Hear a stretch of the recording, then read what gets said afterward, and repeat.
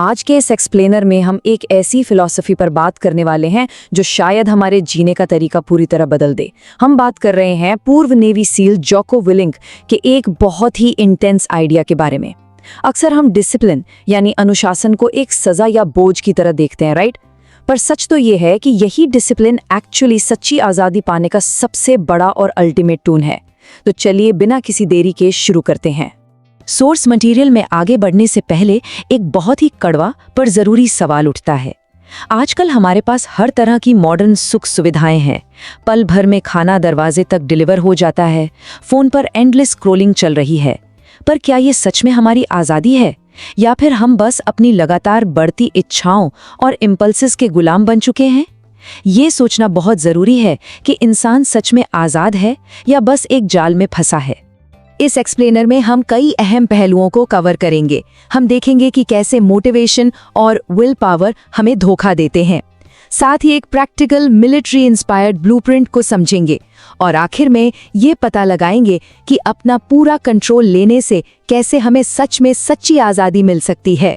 तो सबसे पहले उस मिलिट्री सीक्रेट की बात करते हैं जहां युद्ध के मैदान की टैक्टिक्स को आम जिंदगी में लाया जाता है। ये एक अजीब पैराडॉक्स है ना? आम इंसान और एक सैनिक दोनों को ही अनुशासन का मतलब पता होता है, लेकिन ज्यादातर सिर्फ मिलिट्री वाले ही इसे प्रैक्टिकली और कंसिस्टेंटली अपनी लाइफ में अप्लाई कर पाते हैं। और यहाँ जोको विलिंग की क्रेडिबिलिटी बहुत सॉलिड है। उन्होंने नेवी सील के तौर पर पूरे 20 साल बिताए हैं।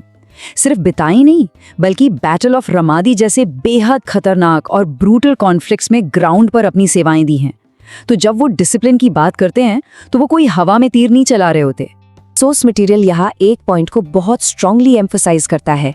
विलिंग के लिए डिसिप्लिन कोई छोटी मोटी एडवाइस या सजेशन नहीं है, ये प्रॉपर्ली एक हथियार है, एक ऐसा असली हथियार जिसे एक्सट्रीम माहौल में तैयार किया गया है ताकि आज के टाइम के जो एंडलेस डिस्ट्रैक्शन है या जो हमारा टालमटोल और आलस है उसे पूरी तरह डिस्ट्रॉय किया जा सके।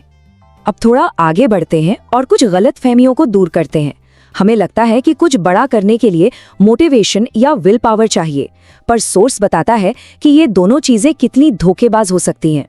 देखिए, टेम्पररी फीलिंग्स और असली डिसिप्लिन में बहुत बड़ा फर्क होता है। मोटिवेशन क्या है? बस एक क्रेविंग, जैसे रात को कोई इंस्पायरिंग वीडियो देखी और सोचा बस कल से तो सब बदल देंगे। विल पावर क्या है? किसी बहुत स्ट्रांग इच्छा को रोकना, जैसे डाइटिंग करते वक्त अपने फेवरेट खाने को ना कहना। इसमें बहुत एनर्जी लगती है। पर डिसिप्लिन बिल्कुल अलग है। ये एक ऐसा कैरेक्टर ट्रेट है जो बिना किसी इच्छा के भी काम करवाता है। जब मोटिवेशन जीरो हो और विल पावर जवाब दे चुकी हो, जैसे जिम जाने का चौथा दिन हो, पूरा शरीर दर्द से टूट रहा हो, तब भी बिना किसी इमोशनल स्टेट की परवाह किए उस काम को करना, यही असली डिसिप्लिन है। तो सबसे क्रूशियल पॉइंट ये निकल कर आता है कि जब मोटिवेशन और विल पावर पूरी तरह खत्म हो जाएं, तब हमें इमोशंस को पूरी तरह से बाईपास करना होता है। एक मजबूत आइडेंटिटी चॉइस लेनी होती है और खुद से ये कहना होता है, मैं ये कर रहा हूँ क्योंकि मैं एक अनुशासित इंसान हूँ। बस, कोई दूसरा थॉट नहीं, कोई बहाना नहीं, सीधा एक्शन। अब सवाल ये है कि इसे प्रैक्टिकली अपनी लाइफ का हिस्सा कैसे बनाएं? विलिंग का मानना है कि सेल्फ कंट्रोल लाने के लिए कोई 10-15 बड़े बदलावों की जरूरत नहीं है। हम कुछ core non negotiable rules set कर सकते हैं जो हमें हर दिन की एक पक्की जीत दिलाएंगे। सबसे पहला नियम, हर दिन सुबह बिल्कुल एक ही टाइम पर जल्दी उठना। ये सुनने में शायद थोड़ा सिंपल लगे, लेकिन एक्चुअली ये सुबह सुबह ही एक बहुत बड़ी साइकोलॉजिकल विन की तरह काम करता है। जैसे ही कोई सुबह जल्दी उठता है, वो अपने पूरे दिन के लिए एक इन कंट्रोल और पॉजिटिव टोन सेट कर देता है। फिर आता है दूसरा नियम, दिन का सबसे डरावना या मुश्किल काम कौन सा है, उस टास्क को आइडेंटिफाई करना है और उस पर तुरंत हमला करना है। वो चाहे कोई बहुत मुश्किल क्लाइंट कॉल हो या कोई ऐसा प्रोजेक्ट जो कई दिन से पेंडिंग हो।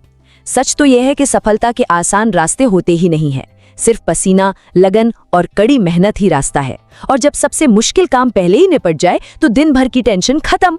तीसरा रूल रोजाना एक्सरसाइज पर फोकस करता है। इंसान का दिमाग नेचुरली फिजिकल पेन और थकान से बचना चाहता है ना, इसीलिए वर्कआउट एक परफेक्ट ट्रेनिंग ग्राउंड बन जाता है। ये हमें ये प्रूव करने का मौका देता है कि दिमाग का बॉडी पर पूरा कंट्रोल है। फिजिकली और मेंटली थके होने के बाद भी एक्सरसाइज करना यही सिखाता है कि अनुशासन ही आगे चलकर और अनुशासन पैदा करता है। अब बात करते हैं इंटरनल सेल्फ कंट्रोल बिल्ड करने की। जब कोई बाहरी दबाव ना हो तब ये कंसिस्टेंट ड्राइव आखिर आती कहाँ से है? खास तौर पर तब जब हम स्कूल, मिलिट्री या किसी कॉर्पोरेट जॉब के स्ट्रक्चर्ड माहौल से बाहर आ जाते हैं। इस कॉन्सेप्ट को समझना बहुत जरूरी है। देखिए, एक्सटर्नल प्रेशर जैसे टीचर्स, बॉस या किसी कमांडर का डर हमें कुछ वक्त के लिए रूल्स फॉलो करने पर मजबूर कर सकता है। उन्हें फॉलो करना आसान भी होता है, लेकिन जैसे ही वो अथॉरिटी फिगर वहां से हटती है, सब बिखर जाता है। सच्ची सक्सेस तभी मिलती है जब हम अंदर से एक बहुत ही गहरा पर्सनल डिसीजन लेते हैं कि अब और खुद को नुकसान नहीं पहुंचाना है और अपने हर एक्शन की आखिरी जिम्मेदारी पूरी तरह से खुद उठानी है। तो अब आते हैं इस पूरी फिलॉसफी के सबसे मेन मुद्दे पर, वो पैराडाइम शिफ्ट जो इन सभी बातों को एक साथ जोड़ता है और हमारे जीने के नजरिए को पूरी तरह बदल कर रख देता है। आखिर क्यों अनुशासन ही सच्ची आजादी है?